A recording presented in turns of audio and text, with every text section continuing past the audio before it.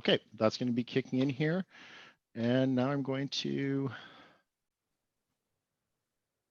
move that, share my screen. Okay. All right. Welcome to Widen Your Gaze Fridays. My name is Luc Bouchard. I am so excited that you've taken time out of your August 14th Friday to be here and to listen to some of the content that we have going on today. Just a little brief introduction about myself. As I mentioned, my name is Luc Bouchard, and my company is Bare Bones Communications, and I wear two different hats when it comes to my content on Meetup. I either do content for entrepreneurs and business owners, or I do content on people looking for work. And at the end of this presentation, I'm actually going to talk about some of my other presentations that I'm running that are coming up and whatnot. This is my 88th or 87th webinar since March 24th, 2020. And when we all went into lockdown, and I decided I had to think, well, how am I going to pivot? What am I going to do? So I had a lot of content already developed for like power presentations for live speaking engagements. So then I just took that and put it on to Meetup. So one of my sections is Widen Your Gaze. And Widen Your Gaze is really about going from here to here. And it's really looking at the bigger picture. I'm all about the 10,000 foot view or the 50,000 foot view. It really doesn't matter. I'm always about looking at how can we see the world? How can we get out of our tunnel vision and look at the world a bit bigger? So presentations I've done in the past, or that I've had guest speakers on, is things like imposter syndrome, leadership, how to start your podcast if you want to start a podcast, video production issues that you might have. I had my videographer come on. I did a presentation on how to MLMs and what they say when they say quit your job and get onto the internet. And I debunked some of the myths that come with that as far as I'm concerned. So we've had a lot of subject matter experts, and the point is to really about what's the bigger picture? How can we help people expand their consciousness? And when I invited Michael to be a guest speaker, and he talked about today's content on that, I could not think of anything better to actually have that fits under the Widen Your Gaze format, the mandate, if you would, about web development or accessibility on the web. And it's near and dear to me because I actually have a very severe learning disability. I went to university for free because it was so severe that I needed to actually, I can only take 3 courses at a time because reading is extremely difficult for me. It's laborious, it's intensive. I have dyslexia amongst other diagnoses on that. And so that is my disability. And the thing that I run into with it is people will say, what they've said in the past is when I tell them I have a learning disability, they say, well, you don't look stupid, or you don't sound stupid. And it was really kind of curious about, there's this correlation between an LD or learning disability and intelligence. And quite frankly, people that are successful with their learning disability, or even with any of their disabilities, really are probably got more going on than others on that. So it's something that I have struggled with. It's something that I've had to overcome a lot. And when Michael said that he wanted to talk about web accessibility, I'm thinking there's no better talk that fits within Widen Your Gaze than that. So without further ado, I'm going to hand it over to Michael, and he's going to be sharing. And just one of the things that Michael does is that I don't know if you would say it this way, Michael, but I'm going to say it. And to a certain degree, you hold businesses and companies and agencies and societies that employ you, maybe not all those, but accountable to be responsible to making there's no barriers on that. And you show them how they could do that and whatnot, and how they can reduce those barriers. So I couldn't think of a better a better topic to have, and also have you really shed some light on that, because I'm sure I have a lot I can learn on that. So without further ado, Michael, please take it over. All right, thank you so much, Luke. I really appreciate this opportunity. This is awesome. Thank you. Thank you, everybody, for coming out. Really appreciate it. All right, I'm going to share my screen and let us begin. Okay, Luke, I need Oh, you to activate. yeah. You left and then came back in, so I forgot I had to re-give it to you. So, Sorry. no apologies. It's all no pablum. Did you get it? Okay, yes. So Oh, now, okay, 1 second. There you go. There we go. All right. Get rid of my extra screen here. All right, we're going into PowerPoint. it's looking good. How do I get rid of this? Do you guys see this bar at the top of my screen? Yeah, it's there. And can you drag it below? I've never seen it up there. I've always seen it on the bottom. Can you drag it to another screen, or can you? Are you just working one screen, right? Okay. So does anyone know how to remove that? If you could help us out here, I need to know this in the future because I didn't realize this is a problem. And I could see this as my future, like something on that. So.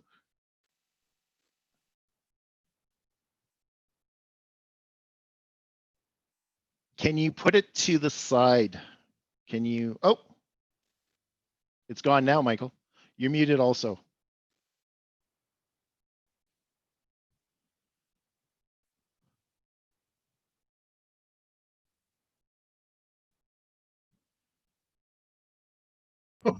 Let's go back one more time. Okay, draw a pattern for access. Can everyone hear me? Hold it. Web talk, take two, go. Okay, draw a pattern for access.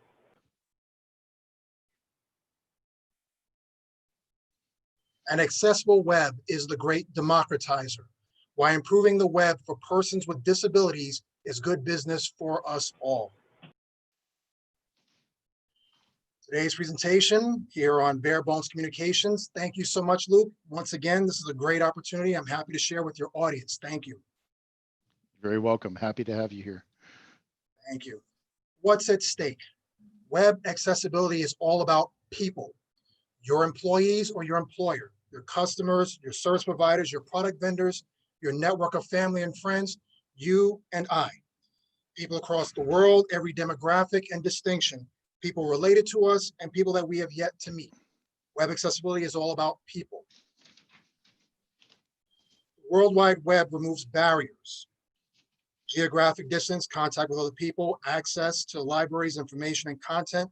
It provides us with nearly unlimited choices.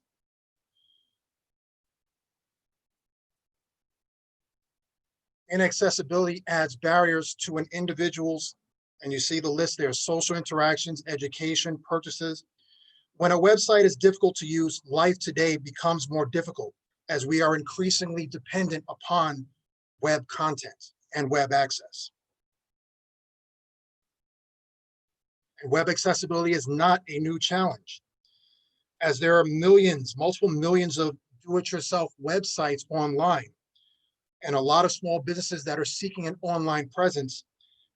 Many are not aware of the standards. They're not aware of the standards that make the web usable and interactive for us all. So what can we do today? We're here to exchange information. We're here to support each other. We're here to learn. We're here to advocate for the changes that will help to democratize the web. Facts about today's presentation. Today's presentation, facts about disabilities. How should disabilities affect user experience on the web? Regulations in the World Wide Web. How should persons with disabilities engage the web? Why must a business care? Why should a business maintain an accessible website? How you and I can help democratize the web. What is the message that you and I should carry? I may draw to your attention briefly, these notes here. This here is a slide ID. If there's any slide that you would like to return to, please be aware or take note of the ID and mention it to me after. Stay tuned to the end for a link. I have a lot of goodies in this folder for you, and I have a link where you can download the slides, you can download the links that are in this, you can download a sample web content audit report. This is key. This is the service that I provide. You get 2 copies in your hand by the end of this webinar. Hey, Michael, quick question for Yes. you. Are you okay with people asking questions as they go along, or you want to hold them off to the end? They can ask questions. Anyone can ask questions anytime. Okay, so if you can just, just let me know, or you can unmute and just ask a question, because we're kind of informal that way. So yeah, thanks a lot, Michael, and I'll stop interrupting. Okay, if I may go back, sorry, bad editing here. I won't go. All right, let me keep moving forward. I'll make my comment. I'll revisit that comment. Okay, so I'm Michael J. Thompson, web content consultant. Thank you again for attending this presentation. I offer a range of evaluation services to help businesses upgrade their websites to reflect best current usability, accessibility, and design standards. And the results include better website performance, increased customer traffic, and more satisfied visitors.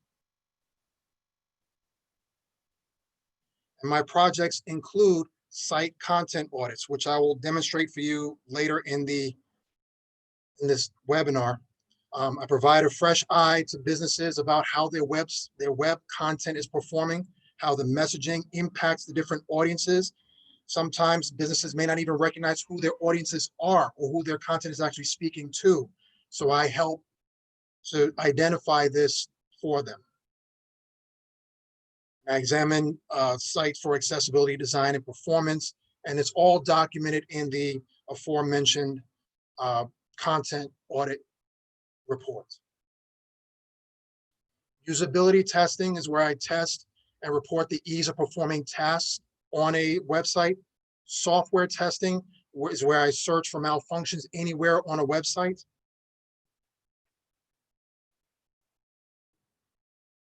And web copywriting, so I can provide revised content for web pages. And I usually offer this as a service subsequent to the content audit. So after I've had a chance to provide the client with information about what is working, what's not working on the website, I then make myself available, if they would have me, to help them rewrite areas that need upgrading. My education and background is it's a very lengthy one. It's a mixture of graphic design and copywriting. I performed other types of audits when I had done administrative work. I performed transfer credit evaluations at one point, employee record audits at a hospital. I've done audits before, and doing web audits is an extension of, really it's a combination of all of these different skills: the advertising, the copywriting, graphic design, usability, software testing. And I'm continuing my education in user experience and in web accessibility.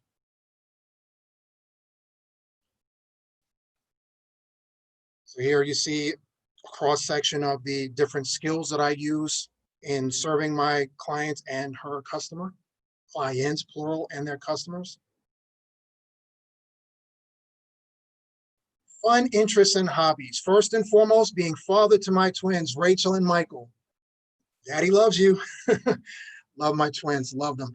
And you see the other things that I like to do: self-instruction, self-study, meeting people, wise quotes. And if you guys want to touch base with me on any of these things, please feel free after as well.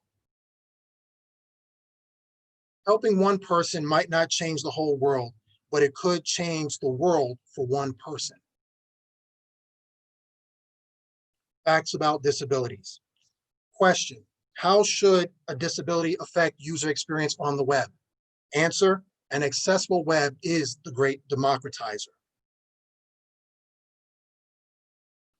Accessible, which means suitable for disabled people to reach, enter, or use as a result of design modifications. Democratize, to make, characterized by the principle of political or social equality for all. And here are some statistics about disabilities in the general population. The World Health Organization notes that 15%, which is 15 out of every 100 persons in the world, has a disability. Centers for Disease Control, CDC, also has that 1 out of every 4 adults in the United States has a disability. Here's the full graphic. And this graphic is also available in the materials that I'll provide a link for at the end of this presentation.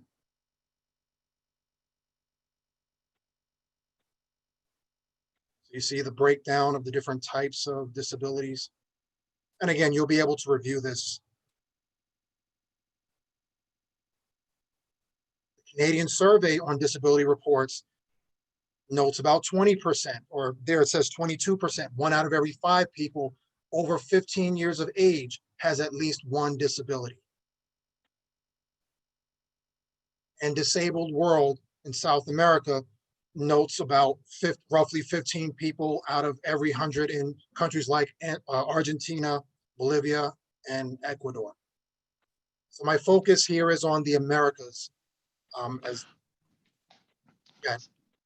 Michael, I have a question here, and yes. Part of what we've seen in the past, the collective we, is that there seems to be a representational number, and then that changes because it's like, and this can be, it doesn't really matter what it is. It could be literacy, it could be disabilities, it could be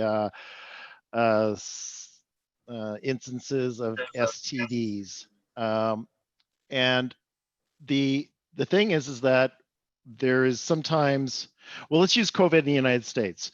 What they're saying is that basically there's not necessarily more cases, they're just being represented more. They're being shined a light on, they actually understand them more on that.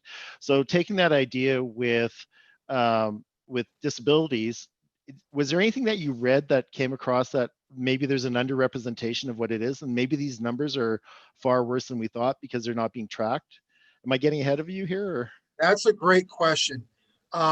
That's a worthy question. I did not do as much of a deep dive into validating the numbers on the disabilities because really the focus is on making the web accessible to people of all different kinds of disabilities. So even if these numbers are underrepresented, if we make the web accessible for even those that we do know about, for the represented population, it benefits all, unless there are some unknown disabilities that have not been accounted for. But the categories of disabilities are broad and all-encompassing to where even if the actual numbers are not the most current, we can still meet their needs online with the kind of services that I'm advocating that we provide when we upgrade websites for greater accessibility. Yeah, and so I think your point is well made, is it doesn't matter if it's an underrepresented, we still need to do better and get ready for that. And that's kind of it's kind of like, it's really not an issue. That's really not the concern. The concern is we know it's there. So how do we meet and because I do believe these numbers are underrepresented, just my spidey sense tells me that. And the thing is that all the more reason to actually have it so that we can have that. So thank you for allowing me to interject that. Oh, sure. Thank you for a great question. It's actually helping me get over some of the nerves. Thank you. So maybe that's the key. You ask me a lot of questions. So we all know some non-famous people with disabilities. On the left, in the left-hand picture, is my mom and my sister. My mom has lived with mobility issues for 2 decades. My beautiful twins again, Michael, my son on the left, he has autism and he's nonverbal. So we all know the stories of people who have disabilities. And in fact, our very host, Luke, you mentioned something at the beginning, your disability. So we all know people, we're all touched by people who have disabilities. Also, Robert makes a great point about there being, Robert, do you just want to speak about that? Do you feel comfortable turning off your mic and say that? Sure. I'll just add a couple of things. The studying I'm doing for an accessibility certification exam touched on some reasons why disability statistics vary so significantly, with the World Health Organization saying 15% and the CDC now saying 25% in the US. Those 3 reasons are all these studies use different criteria. They have different survey methodologies. And sadly, there is sometimes politics involved in the reporting of facts. Shut up. Sorry. There's politics? Yeah. Get out of get the heck out of town. Yeah. The good news is actually the CDC numbers. I think they're being as honest as they can. Basically, they're reporting what they're seeing, and their numbers were 20% in 2013 and then 25% in 2016. One of the reasons I think we're seeing this larger value in the US is we have a large, older, aging population. Right. So our numbers are just going to track differently from from some parts of the rest of the world. Right. It's a lot of variation, but Right. it's significant. And Michael's absolutely right that this is obviously a large enough group. Even if you take the smallest numbers, this is a group we need to address. Yes, Excellent point. absolutely. Thank you, Robert. Thank you, Robert. Yes, thank you. And here are some famous people among that very large population of people with disabilities, just to put familiar and famous faces to the issue. And there are different types of disabilities: temporary versus permanent, sensory versus mental, visible versus invisible. Temporary refer to disabilities from which one can recover. And again, it would depend on the person, how it affects them. Disabilities,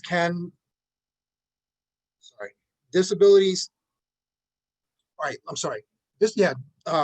I wanted to make a distinction before I go any further, distinction between temporary and permanent disabilities, the short-term and long-term disabilities. Short-term versus long-term literally has to do with the duration, not even so much the qualities, the type of disability it is.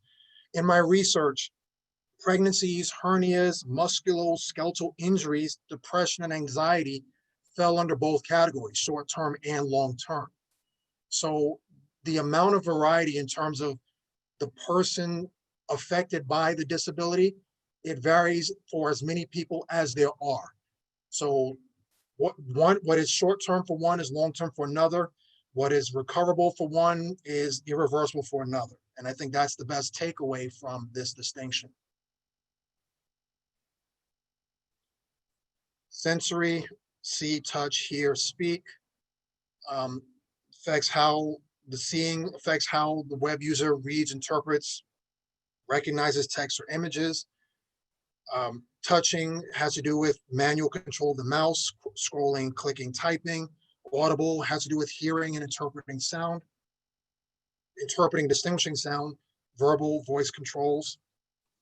And cognitive has to do with remembering, making decisions, processing steps. I would even say learning, different things that have to do with thinking, the mental functions. And some disabilities you can observe at a distance, and others you would have to know what the disability is to identify it in the person.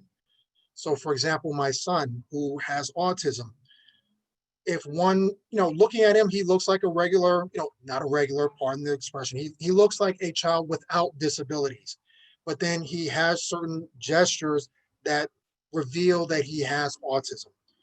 So I at first didn't identify it. It took me a bit of study and research to realize, okay, my son has autism. So I became part of that group that had to become informed to observe what his disability was. So some disabilities you can readily observe, others require a little bit more knowledge and study. Not every disability is visible. So I'm just gonna, in my career, in my history, I've worked with a lot of kids who have, were called emotionally disturbed or maladaptive and whatnot. And I've done some work with kids on the spectrum disorder of, FASD. I don't know if you call that in the United States, but fetal alcohol spectrum disorder or autism, whatnot. And, it's with what I find is that I wonder what's worse, and maybe my ignorance is going to come out here, having no visible disability versus having something that kind of tells, like if you deal with people with Down syndrome, for example, you can kind of tell they have something. But if you're somebody with on the spectrum disorder that is very functional on the spectrum disorder, I'm wondering how hard their life is, because people look at them and go, oh, they must be normal.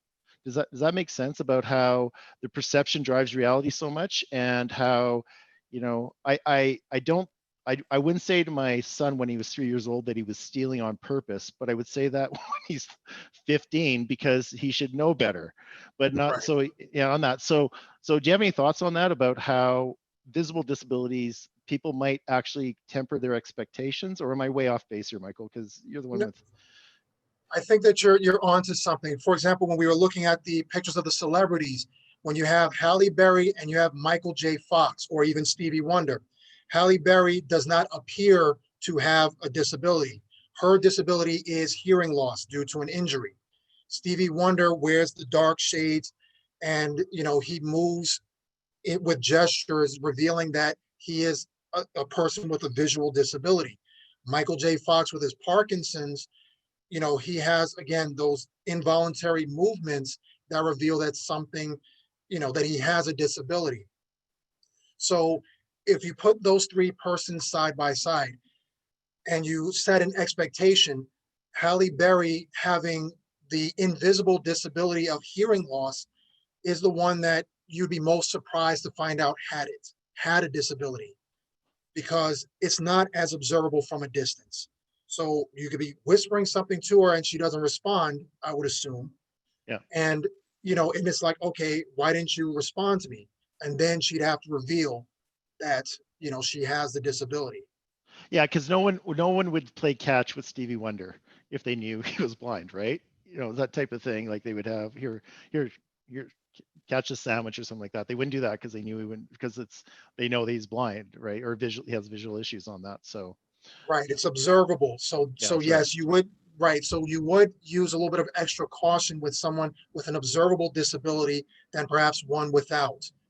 Because again, when you see one without, you're not assuming a disability, so you would treat them, interact with them as you would a person who you otherwise don't expect to have a disability. So it is. Yeah. And just like people saying, because I've had actually university professors say, why, why are you here if you have a disability? And I'm thinking, you should know better. But people are surprised because I show up the way I do, and then there's a misalignment of that. So with Halle Berry, there'd be a misalignment of expectations on that, and so therefore you continue. And versus with somebody who is, you're not going to ask someone who's using a cane to walk upstairs, or not, or to use, who has a walker to negotiate stairs. That would not be something you do. Right. Okay. Thanks, Michael, for entertaining me. Thank you. Thank you very much. So here, I'm just going to briefly touch upon assistive technologies. Just to give a quick overview, I'm not going to make this the focus, but you'll see. You'll see. It's a quick overview. An important thing for us all to remember is that if you give everybody the same piece of equipment, you do not give everybody the same experience. That applies in education and it applies in daily life. So the one-size-fits-all mentality is not consistent with inclusiveness, although many people mistake it as being the same thing. John Sculley, who was the chief at Apple Computers for more than 10 years, is quoted as saying that we design equipment to suit one group of people and inadvertently create obstacles for another group. And I think that's an important thing to hang on to when you're thinking about ensuring that the equipment that you supply matches with the needs of the person for whom it's being supplied. Broadly speaking, enabling technology, or assistive technology as it's sometimes called, fits into three categories. You have input devices, you have output devices, and you have what I would call processing tools. There's nothing complicated about those divisions or those separations. An input device is essentially anything that is deployed by the user in order to connect with the computer. So let's think of some examples of input devices. A keyboard perhaps is the most straightforward one. You input data through a keyboard, but a mouse is another, a head-mounted switch is another, and the use of the voice in partnership with voice recognition software is yet another example of an input device.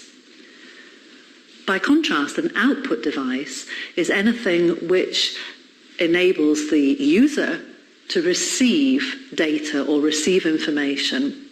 So, for example, speech output is an output device, which of course is an essential if your alternative, the screen, another output device, is inaccessible to you. Processing tools, predominantly software, but not exclusively, and these facilitate the connection between the user and the computer. And they relate very much to the activity that is being undertaken. So in the case of me typing a letter, my input device is the keyboard, possibly with the mouse. My output device is the screen, which enables me to see what I've typed. And the processing tool is the software package that enabled me to perform that function. Any questions or comments about that? An important thing. In any case, that's just to give you a quick overview of different types of assistive technologies. I do actually have something on that. You'd mentioned, or sorry, there's a lot of information there, and was there something about one doesn't mean all, or something that you do one doesn't mean that it's all? Was it on the previous slide, or something about the fact that because you do it doesn't necessarily mean you've got it taken care of? Do you know what I'm talking about? An important thing for us all to remember is that if you give everybody the same piece of equipment, you do not give everybody the same experience. That applies in education. Okay, you had a question about that? Yeah. So if you give everyone, so there's a presumption there that if you supply people with tools, then they're going to be good to go. Is that what I'm getting from that? Or am I missing it here? I'm not sure I understand your question. Well, it's just like if you provide laptops, tablets, and word processing, so it doesn't stop there, I guess is my point. It sounds like it's just like we can't presume that if you supply people with information or technology, that's not necessarily, you need to move on from there. I'll think about it. Yeah, I'll think about that back to you. So okay, I mean, if I can maybe try to explain it just a little bit. Yes, just having a tool is not enough. It really does require that you know how to get the most out of the tool, how to use it. And again, being that each person, the degree to which each person is affected by a disability is going to impact how the tool works for them, or if it's a matter of a tool plus an adaptive strategy. So you have tools that work, and then you may have a person who may still need a workaround or some kind of additional process, if you will, that would help the person to be able to utilize the tool more fully, or utilize the tool to get the benefit of the tool. So really, I maybe should have developed this idea, but there are assistive technologies and there are adaptive strategies. So it's really the combination of the two that help disabled persons to get the most out of the overall technology, the web as it is. Right. You can give me a slide rule, but that doesn't necessarily know I know how to do math on it. So it's like. Right. Now that's knowledge. But if you're talking, that's knowledge which would then be affected by, let's say, a cognitive disability.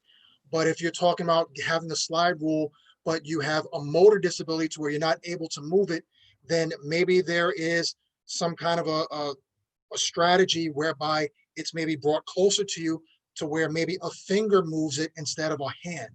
Like there may be some other way, some workaround to where you're still able to use the tool. Okay. Thank you. And just your time check is you're about you're 40 minutes in. So you've got, just to give you that, let you know, you've got another about 40 minutes. If you need that long, if not, we're good. So I just wanted to, sorry, I'm definitely going to need that time. So I'm going to pick up the pace a little bit. And so I'm going to stop asking questions. No, please. I'm sorry. No, please ask questions. I love it. It's actually helping me again to really engage with the material and engage you guys. So thank you. So very quickly, an awareness calendar. These are just a handful of the disability awareness events that happen each year. And also just bear in mind that the Americans with Disabilities Act was just celebrated on July 26, 2020, 30 years. It was passed in 1990, so it just celebrated its 30th anniversary on July 26th, the ADA. It's time to focus on abilities, not disabilities. So we're moving forward here.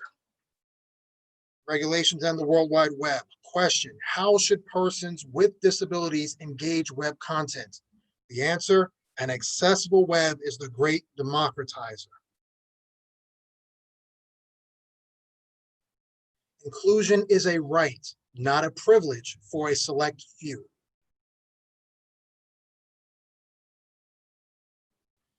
Okay, and here's a sampling of some legal acts or legal policies that were passed over the last 47 years that affect providing protections for persons with disabilities.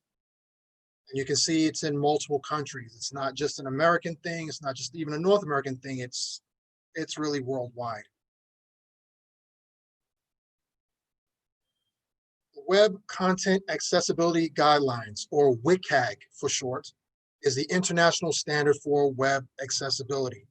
The United States and other countries, which we'll see on the next slide, are all on 2.1 as of June of 2018. 2.2, a working draft was released February of this year. April of this year, another, let's say the additional success criteria was supposed to be released, but because we've just had the global pandemic, it's likely that that was postponed. And when it is passed, 2.2 will be the new standard. And here are some of the countries using Wecag, the web content accessibility guidelines. Pew Research shows that the majority of American adults are using the web. Very high numbers. It's almost unanimous. It's almost all young people 18 to 29. And I have this graphic also in the material, in the links at the end of the presentation. So we have multiple billions of people worldwide who are using the web. And here's the takeaway. If we assume that 15 out of every 100 people in the world has a disability, then that's multiple hundreds of millions of people using the web that have at least one disability. So back to the point that we were discussing earlier, whether it's a higher number or lower, 15 of every 100 is a substantial number. The disability is not the problem. The accessibility is the problem. Why must a business care? Why should a business maintain an accessible website? Answer, an accessible web is the great democratizer.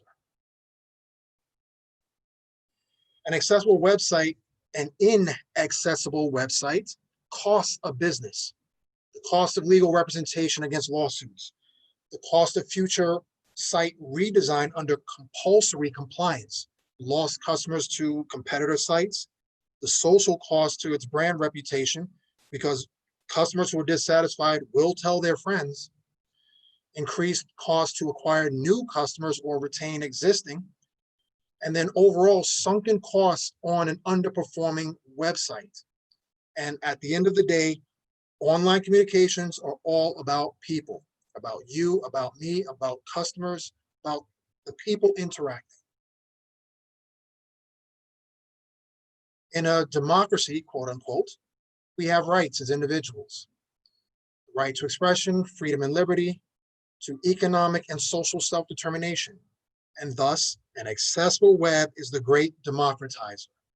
It gives us access and the ability to pursue personal expression, freedom and liberty, economic and social self-determination in whatever social circles we find ourselves. According to the UN Convention on the Rights of Persons with Disabilities, web accessibility is a human right.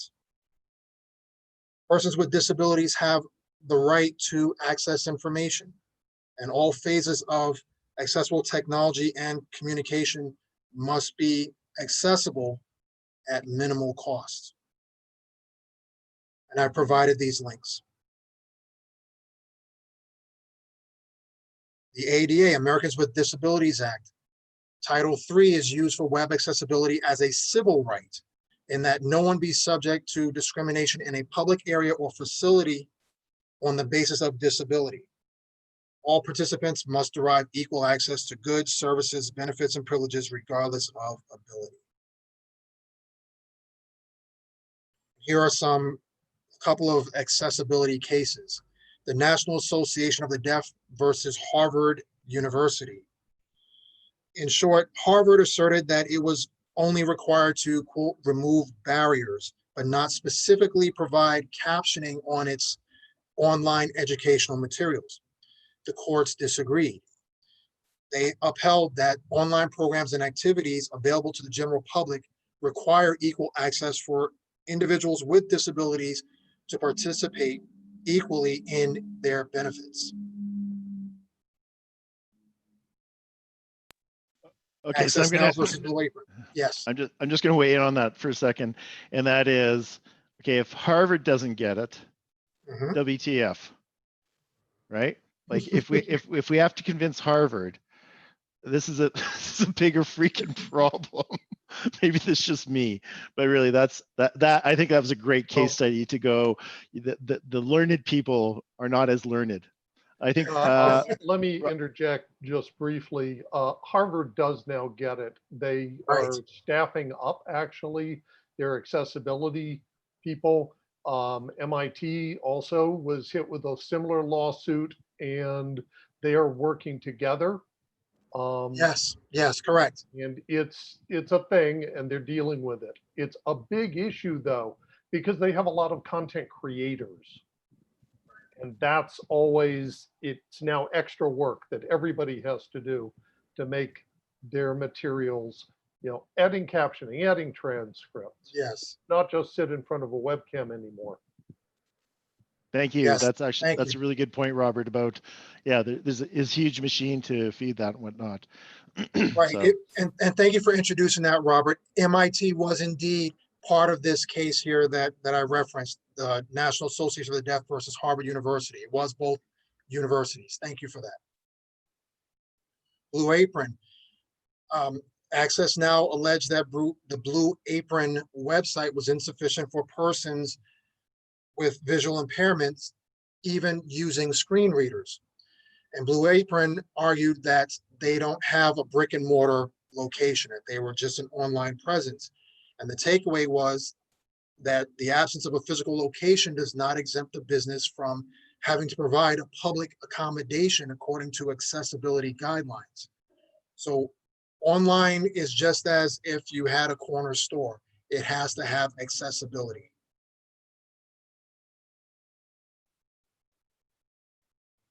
And this is a brief news clip about the growing number of lawsuits over website accessibility. 5 minutes.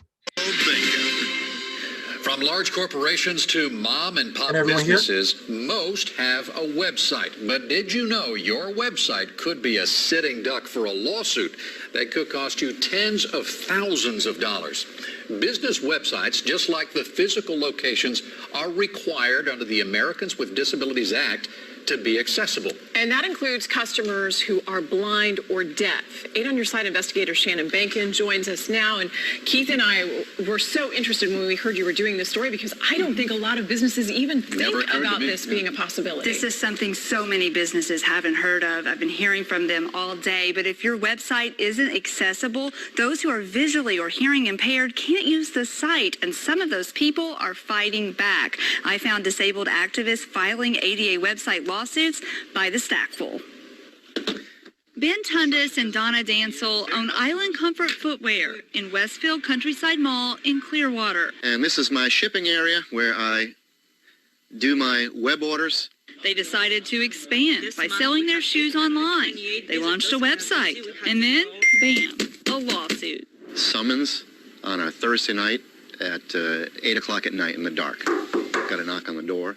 A blind woman in South Florida claims their website isn't compatible with screen reading software used by the visually impaired, leaving her unable to buy their shoes. It's a $65 a month website. You know, it's Was there ever any mention on what you need to do to make sure you're ADA compliant? absolutely not. No mention at all. When most business owners think ADA, they think handicap parking spots, ramps, and grab bars in restrooms. ADA lawsuits are nothing new. But now the spotlight is on websites. 2,285 ADA website lawsuits were filed in federal courts in 2018, a yearly increase of a whopping 181%. Emily Fuller, the woman who sued the Clearwater shoe store, has gone after 175 businesses in the past 2 years, shown here by all of these lawsuits. First, she went after big names like Sephora, Home Depot, and Chick-fil-A. Now she has sued a store that sells Tampa Bay Lightning gear inside Amalie Arena. Critics call these mass lawsuits a shakedown. The attorneys are telling us, we spoke to many, they're saying you can't fight this. If you fight this, you're going to quadruple your bill. There's nothing you can do, just write them a check. Companies settle because there's no defense to ignoring ADA requirements. Ms. Fuller's attorney tells me his client is an advocate fighting to improve society, and these lawsuits are not going away. $3:49.72 link. To better understand the struggle facing the blind, I sat down with Louise Payton, a Tampa woman who uses a screen reader to do things like shop, Suspected Seminole White serial killer speaks. read the news, Enter email or phone edit. and use Facebook. When websites don't have the correct codes to communicate with her software, she's excluded. Verbs, link, rhyme, not a robot, checkbox, not checked. It has to be really frustrating. You get this far, you can't get past that one thing. Exactly. Frustrations like that are why Chris Danielson of the National Federation of the Blind tells me businesses need to update their websites, but he believes education and negotiation should come first. Rather than spraying businesses with a fire hose of litigation, a much more thoughtful and transparent approach would be a better form of advocacy. Tundis agrees with that.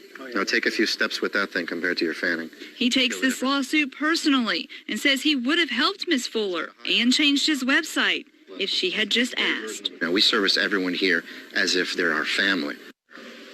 So who's making money on this? Well, the plaintiffs aren't supposed to receive any money because they aren't allowed to sue for damages under the ADA, but the lawyers are collecting attorney's fees that could range from a couple $1,000s to $20,000 and a lot more if this goes to trial, and that's why so many people settle. But that could crush a small business. I mean, Yes. it begs the question, how do you make sure that your website is compliant, and is it a simple fix? Sometimes it can be simple, but oftentimes it's not. It's a lot easier to do this on the front end when you're launching your website. You need to make sure that your web developer knows how to make your site compatible. There are industry recognized standards and various companies that you can hire to help you with your site. Also, the National Federation of the Blind and the local Lighthouse for the Blind can help. I spoke with both of them, and they said they'll do audits and they'll help people for free in some cases. Now, the guy at the shoe store said it was costing him $65 a month for his website. But if you add this feature that allows the blind to read, is that a lot more money? Is that? It could be, depending on how complicated your site is. A simple site, I talked to folks who do audits, $1,600 to audit your site, more money, to make sure that it is compatible. So it can add up. Yeah. But you're also, you're following the law and you're opening up for potential customers that otherwise wouldn't be able to use your site. Sure. All right. Interesting. Never would have. Yes, and to her point about the cost, yes, there's the cost of, the legal representation if you are sued. There's the cost of then being under compulsion to update your website. And it's a lot more expensive to simply get an audit and to, work on the changes that are exposed by an audit than it is to go through, than to have to defend yourself in court, or then to have to make additional, perhaps more expensive changes under court order if you lose an ADA case. She mentioned that the cost of an audit. Michael, Yes. I have a question. Yes. So would it be a good strategy for these websites to engage in an audit and then come up with a game plan to say that over the next, I don't know, 1 or 2 years, we're going to phase in a series of changes and or adaptations to comply with the law so that they can give themselves a reasonable runway to work with and bite off elements of adaptation in small bite-sized chunks so that should somebody sue them, they can always say, look, we have a plan, we've identified these changes, we're doing it along the schedule, it's what works for us. You know, anything more would be too much of financial strain. You know, get off our back and, you know, give us a chance to, you know, make these changes. Would that be a way to kind of mitigate some of the problem, or would they be, are they under some deadline to make everything done by a certain date? Absolutely. And thank you for that question. That's exactly why I'm in business. That's exactly why I do the work that I do, because it is to help businesses to meet their compliance obligations, as well as their, you know, again, redesigning their website for greater accessibility and usability by all their users. It's a lot less expensive to pay for my services or the services of people who do audits than it is to, of course, have to deal with litigation and then look at what happened with Harvard, MIT, and Blue Apron, as in the earlier examples. Then you have the bad press of them having been sued, and that being a public record that they were sued for, you know, non-compliance. Yes, they've since upgraded their websites, but it's a lot less expensive, a lot less cost to a business to hire someone like me to come in and to look at their website and to provide them with actionable solutions, how they can make their websites more compliant. So, you know, it's it's kind of interesting that I really like the second person saying, you know, are we, you know, does spraying them with a lawsuit really achieve the purpose on that? And I, you know, the law was brought in, and I'm kind of curious now what's happening in Canada with that type of thing. Am I open to litigation because of the fact that I have my website is not compliant? So that's something else on my radar. But you know, it's I think the takeaway here is, do you want to be in a reactive place or you want to be in a proactive place? And it's not going away. And unfortunately, how you enforce this stuff is with how it gets enforced is money. So what are you paying? Are you paying pay me now, pay me later, paying the short term on that, right? But it does put me as a business owner in a bit of a reactionary place, because the fact is that, and I think of those shoe owners, those shoes, the people in that shoe store going, they just wanted to serve and they didn't even see it. And I think he would have said, how can I make it better if he's given the option, right? So yeah, anyway, thanks for that. Yes, thank you. And one other point, she mentioned that the audits are $1,600. The range is from $1,600 to as much as $12,000, depending on who you consult. I'm on that lower end for my rates, but so I won't cost you $12,000, just a little plug, but my rates are very reasonable.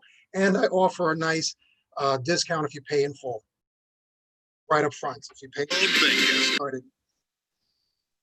So with that being said, I'm going to demonstrate what I do. I've recorded a usability test. The usability test is a precursor to the actual content audit. So basically what I'm doing is I'm using a website, I'm clicking on it, thinking aloud, and just giving my spontaneous reactions and taking mental notes about the website's performance, functionality, the different things the different criteria that I know to check for.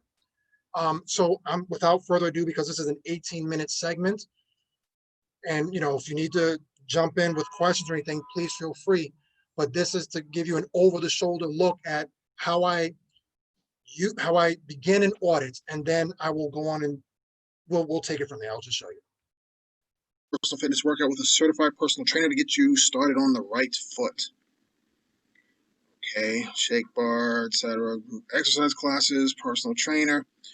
Okay, I'm looking for accessibility. Talk to me about the accessibility. All right, we have amenities. Showers, steam room with eucalyptus, hair dryer, spacious showers with shampoo. Thank you. Conditioner and body wash. Handicap stall, large lockers, free for daily use, rental lockers for overnight or long-term use, 2 private changing rooms in the ladies' locker room. So here I'm reading the content. So the group exercise studio, members are invited to use the studios when the group exercise classes are not in session, 30 plus classes per week. Right, you have the shake bar, it's real fruit, not fake, real fruit, flax seeds, chia seeds, multiple protein options and non-dairy available. It's the best of Bergen. Okay, I'm still looking for accessibility. Let me do a quick search. Is accessibility? Nope.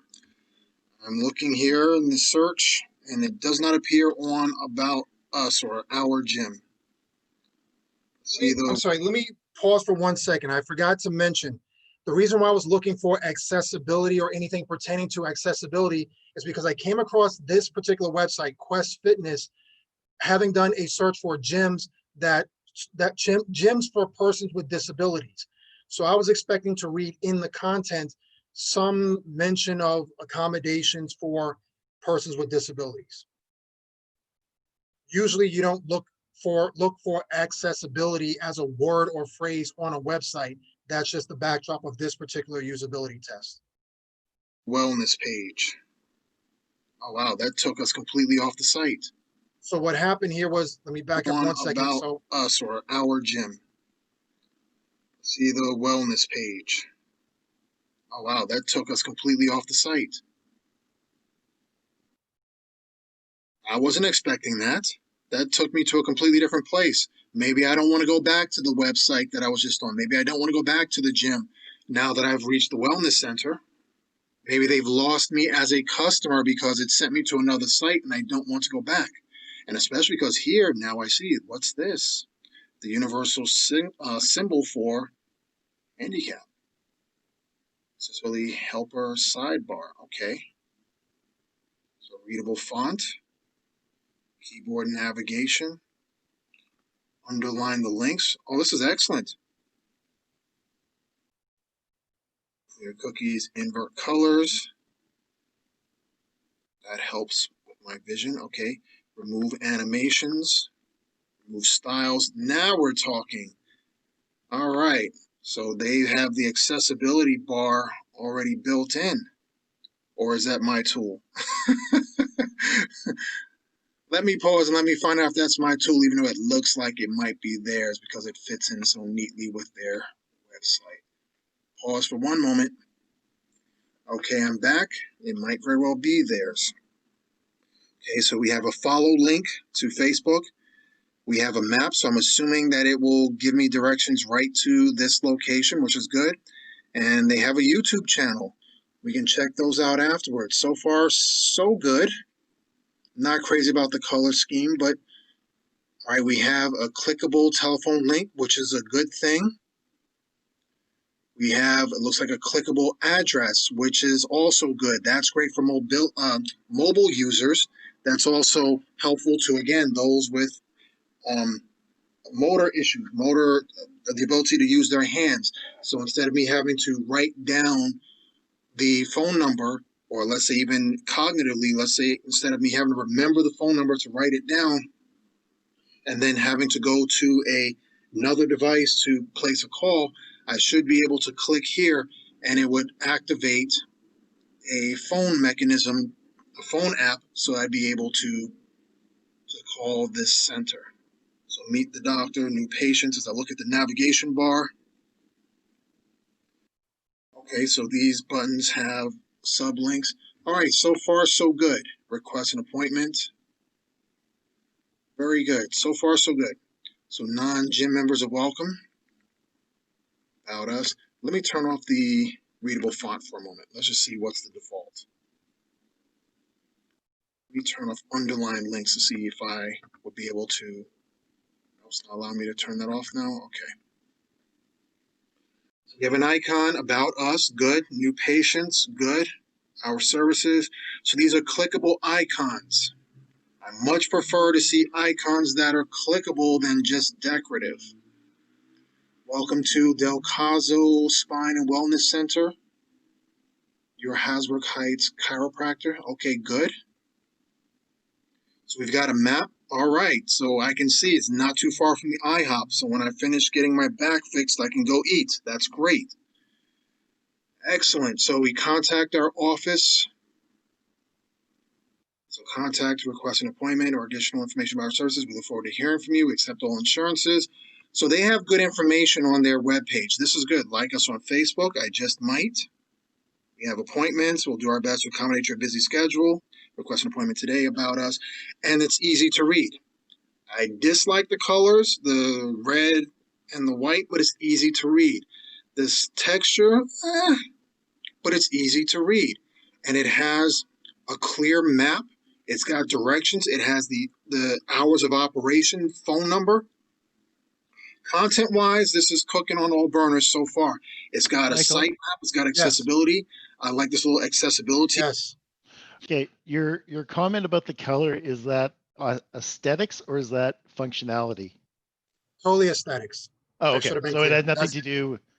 It had nothing to do with the fact that it's not enough contrast or that they can't read it, or it's just not. It's actually it's a rather dull color for a website. But anyway, okay. I just wanted to make sure that was not about functionality. Okay. Oh, thank you very much. Thank you. Widget that they've provided. This site so far is looking very good. I almost don't want to go back to the gym site that directed us here because this site is much more, it's better designed. It's interesting. Let me meet this doctor. Let me find out who was behind this. Delcazio, look at that. Right away, I get to see who Dr. Delcazio is. Mark Delcazio, doctor of chiropractic, I assume, DC. And he gets right into describing who he is, where he's located, short and sweet. Okay, so it appears that Like Us on Facebook, Appointments, and About Us is part of their footer, as that is repeated from the previous page. We have the address and phone number repeated. Oh, and it's also clickable down here. That's good. Website by Dr. Multimedia. Okay. All right. Good so far. Let's look at these online forms.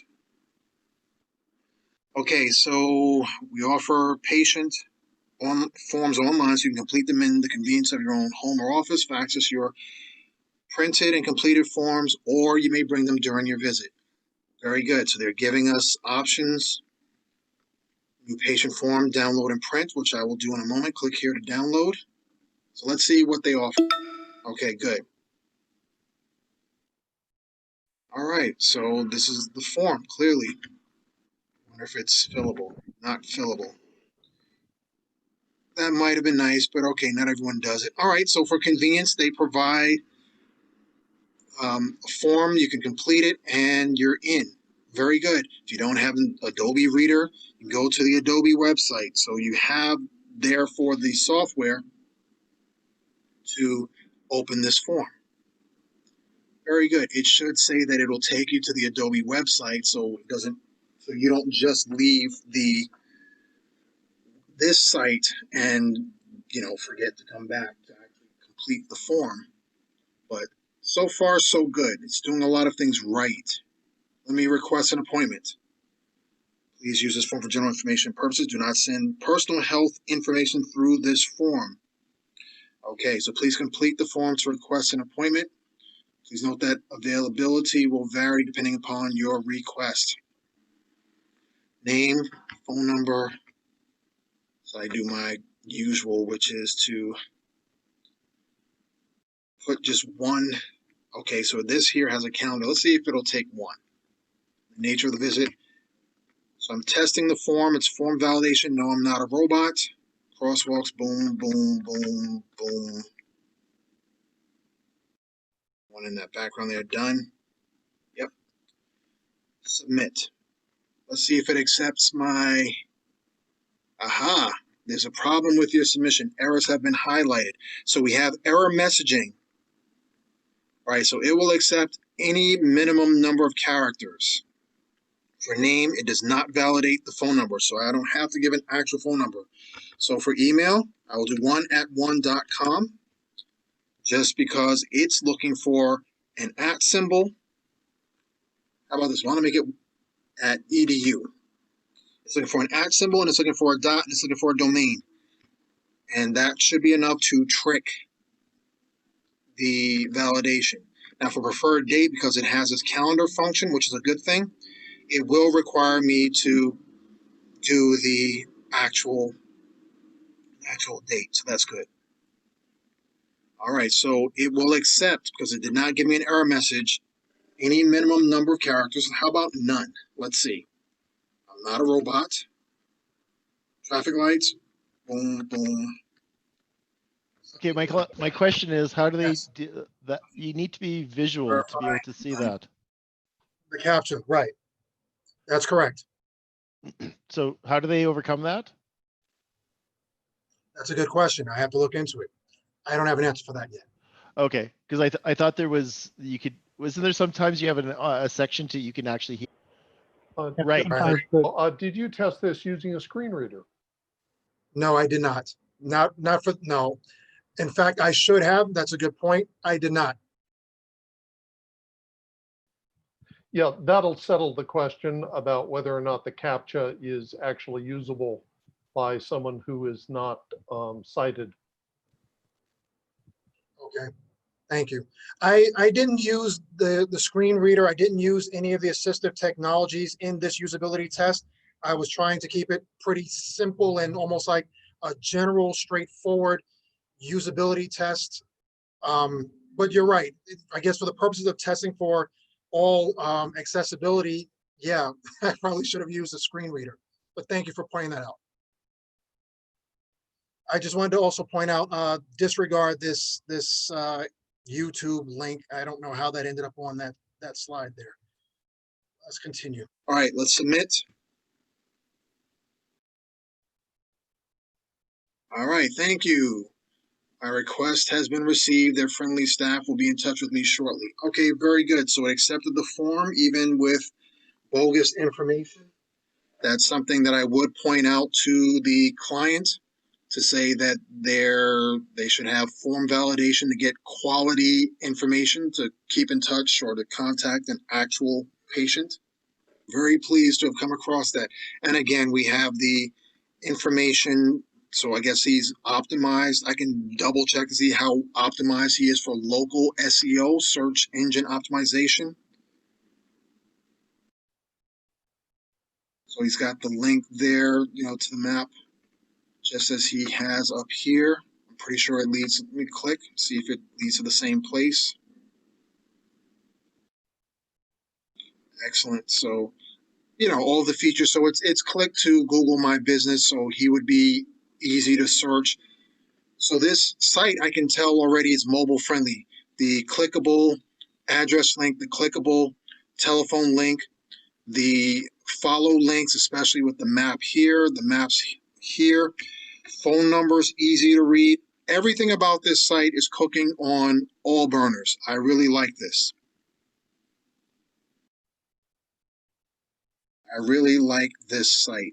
It's doing a lot of things right design-wise on the surface. Of course, I can dig in a little bit deeper and make sure that, it has its alt text for the few pictures that I did see. All right, going back to the foot orthotics. Let me check while I'm here. Okay, I'm back. I had to pause for just a moment to turn on my tool. Nope, it does not have alt text. So a person using the screen reader will not see these orthotics, either a picture of the orthotics. And that's unfortunate because this was cooking on all burners, everything else so far. Don't see alt text for the, oh, it does have it for the logo, Del Casio Spine and Wellness Center. Okay, so missing a couple of alt text, I would just mention that. That's not terrible.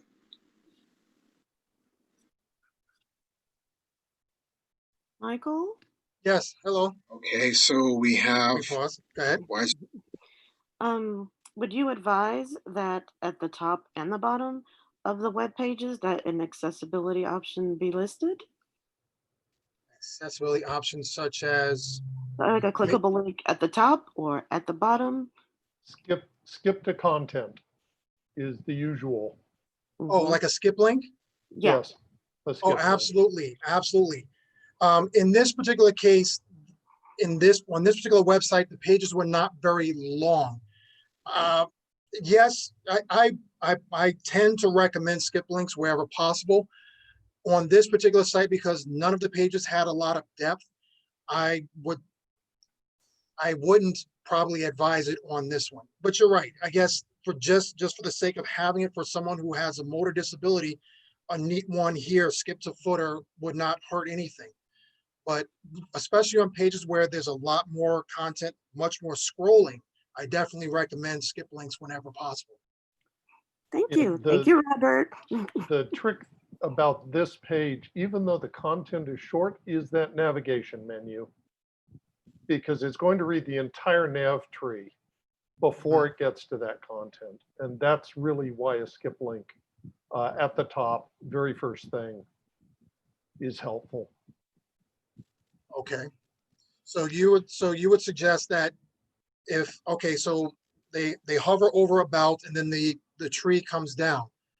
So why would someone still need a skip link if the tree comes down and shows the other links? Let me understand your rationale. With a screen reader, there is no hover over or things coming down. That thing is just a tree of items on the website. Oh, and right. it will start at the top of the website and read down every item, including every single nav link before it gets to meet the doctor. Understood. Oh, yes, correct. You know, he needs meet the doctor or meet the Dr. Del Caso Spine Wellness Center in his title. So that's the first thing somebody hears.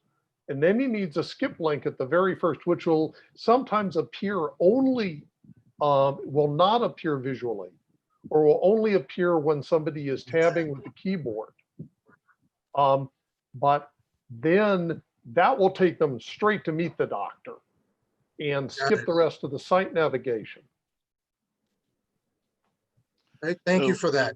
So Michael, I just need Yes. to, just being respectful of everyone's time and whatnot, we have about 12 more minutes before we need to let people go. So just govern yourselves accordingly so that we can have people go when they need to.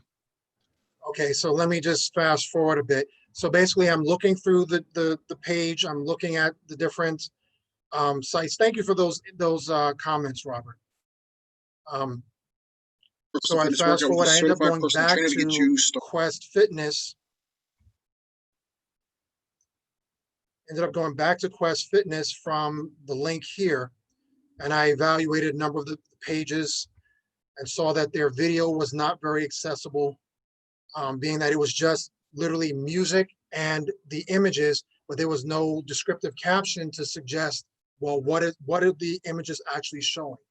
So that was one of the things that I noted as I made my notes about Quest Fitness, and the fact that both seem to refer back to each other. Quest facility, you saw earlier in the video that the link led over to Dr. Del Caso, and then on Dr. Del Caso leads back to Quest Fitness. Apparently, they are interrelated inside Quest Fitness.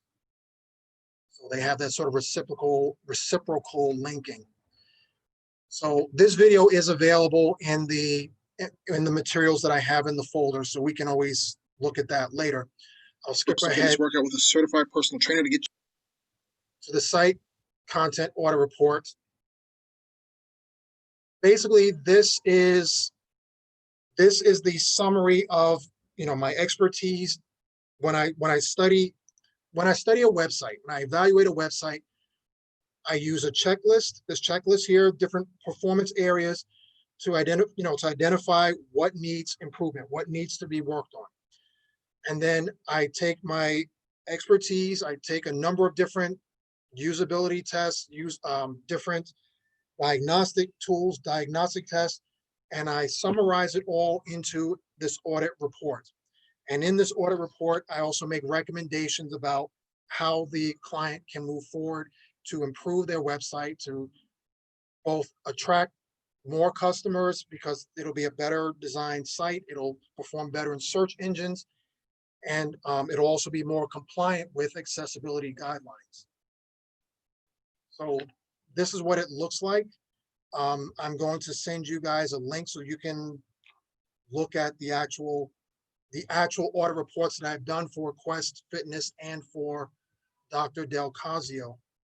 These aren't actual clients. These are samples that I've developed for this presentation, but it's to give you an idea of how I perform these audit reports. And in the interest of time, how can you and I help democratize the web? What is the message that you and I should carry? Answer: an accessible web is the great democratizer. So when you visit your employer's website, lawyer's website, or any professional service website, next time you do, I want you to think about any difficulties that you're having, perhaps related to a disability that you yourself may have. Take note of things like pages that have colors, font styles, a lot of text that's difficult or unpleasant to read. And as I was mentioning, the video player, it didn't have captioning, it didn't have any kind of descriptive text, to where there was just music, and a person who is visually impaired with this particular video at Quest Fitness, all they heard was music. They have no idea what's actually being depicted. So a transcript is helpful, captions, as I mentioned, and also video controls to rewind or move forward. And the reason why that is helpful is because someone who has maybe thick fingers, who is not able to click and drag this tiny line here to move back 10 seconds, or has difficulty controlling their motor functions, if they need to rewind, such a video control would be helpful if it's readily available. If you have difficulty on a website, let's report it to the business. Like the gentleman said in the news report, instead of rushing to the law to, let's talk to the businesses. There are innovations and corrections that will emerge, or that could emerge, from customer complaints. And also reach out to me if I may help you. If I may help your team collaborate a solution, to fix, if any kind of help that I can offer in auditing, in usability testing, in software testing, finding those bugs and malfunctions, which I didn't really elaborate on in this presentation, but I'm available to help you fix your website. I'm also going to continue to encourage people to become aware of the issues, both of disability, accessibility, how we can overcome those disabilities, and how we can make the web more user-friendly for us all. Here is a list of links and resources, which is also in the material.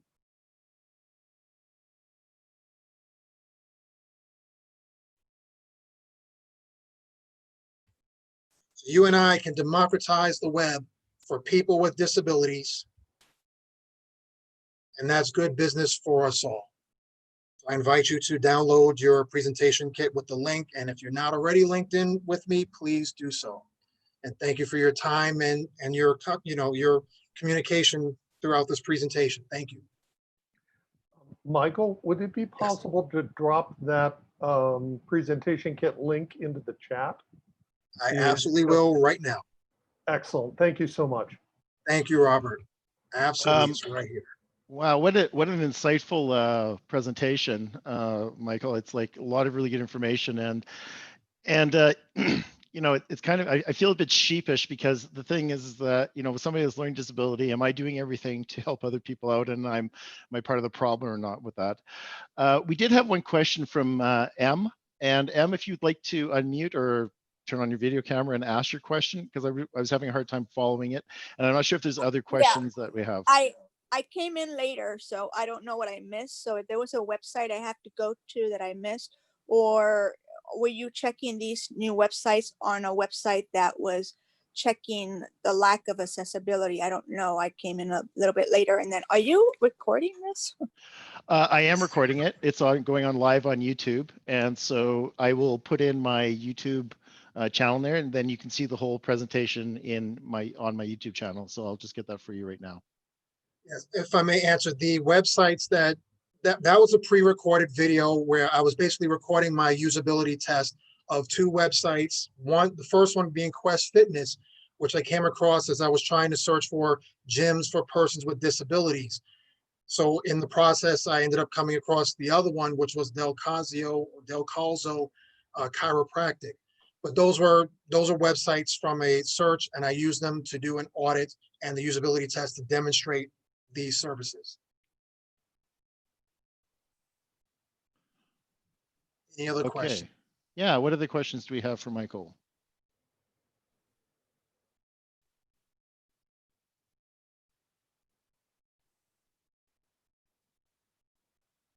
I'm trying to put my, sorry, it's for whatever reason, I'm getting a weird thing for that. So let me see if okay, there it worked now. Yeah. So I just put my, in what I just put in the chat, the very bottom is the link to my YouTube site. If you go to the live stream, you'll see this presentation there and you'll see what you missed.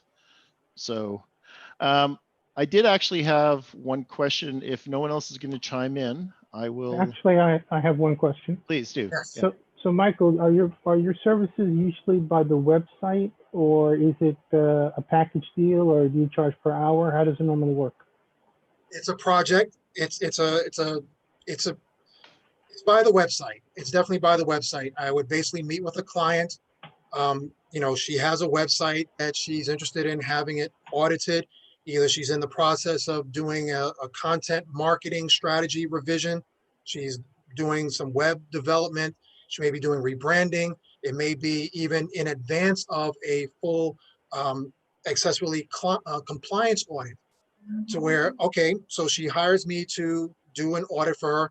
It's one particular fee, and I would offer a discount if she prepays, and basically we agree on the terms. I find out what her objectives are for her website and her audiences, and then I use that as a backdrop to do all of my testing. I have a series of tests that I do, and then I document everything into the checklist, and then I generate the report based on all of my research. So are these audits now necessary for annualized, like for most companies get an audit every year for their financial statements or some safety protocols? Are these audits also getting to that level of official status in terms of, are you, because we do computer audits where we make sure that we our security protocols are up to snuff every year. Would we have to do something like this every year or every 2 years, or how does it, like what kind of frequency would be necessary, and is it mandated by anybody aside from the ADA? Currently, it's really going to depend on the company. There is no hard and fast guideline that says that you have to do it every year, every 6 months. It has to basically just be accessible. It has to meet at least Wecag, the Web Content Accessibility Guidelines 2.1 standard of accessibility. The frequency with which a company makes its, does its audit or does its content upgrade, that's an internal decision. And they would reach out based on that. Okay, good, great. Thanks a lot. Yeah, I'd say it's not yet an official standard the way Sarbanes-Oxley mandates certain financial audits, but it's moving toward that direction. And companies who adopt a thorough accessibility strategy, a holistic accessibility strategy, who are building it in for all the way through their business, they do regular checkups. In fact, the best way to do some of these checks is every time any change in content is pushed to their website.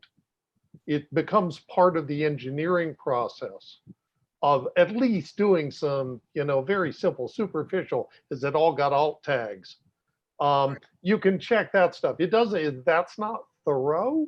That's not sufficient. It won't defend you against an ADA lawsuit if your site was mal-designed, but it's the kind of thing that can keep you on your toes so nobody messes up. Once you've fixed all the issues, you want to keep it clean. And so definitely recurring evaluation by professional evaluators is one of the pieces of that puzzle. Some companies build that competency internally. Others farm it out to firms large and small. Right, and if I may add, thank you, Robert. If I may add also, with respect to the audits and quality assurance is sort of an underlying theme here. The audits also should look to how future technologies will build upon the current build of the website. So as far as like regular recurring audits and recurring upgrades, they become less severe and less necessary if, let's say, you take one of my audits and I highlight different structural issues with how the content is presented or how the content is formatted, whatever the case may be. And then once they fix that, then they build upon that year by year, and it reduces, the likelihood of lawsuits, the likelihood of, again, customers turning away because the content, is insufficient in some sort of way. So yeah, it also, part of Wecag is about building for future technologies to be built upon the current standards. So it becomes cumulative. Nice. So we are a couple minutes after. Is there any last questions? Because I actually have to get to my next appointment right away. So we'll take one more question if there's any out there. And well, I want to thank Michael so much. He only put a little work into this presentation. Can you guys tell he only just did a little of it? My God, he worked hard. Thank you very much, Michael, for showing up fully and putting everything that you did into this. And it's greatly appreciated by me. And if I can speak for everyone else, I will. So on that. And so what I'll have everyone. Any last words, Michael? So if you want to find out if you're accessible and in compliance, Michael's the man to talk. If you know of anyone who might need to have that, I really encourage a warm introduction, say, and coming from a place that that people are going to be leaving themselves wide open, like law firms, they should know better. Like there really is a different standard with them on that. So we don't want to see anyone get sued. Well, hopefully we don't, but please make that referral to Michael. And I'm really grateful for you guys being here today, and thank you very much. And please come back. I have webinars on a regular basis. And I need to debrief with Michael here right away. So I'll ask everyone else to leave the room or I'll kick you out. Thank you all. Thank you all so much. Really appreciate it. Right on. Thank you, Michael. Thanks. Thanks, Brian. Thank you, Lashira. Thank you, everybody. Thank you very much. Thank you. Please connect with me. Please connect me if you haven't.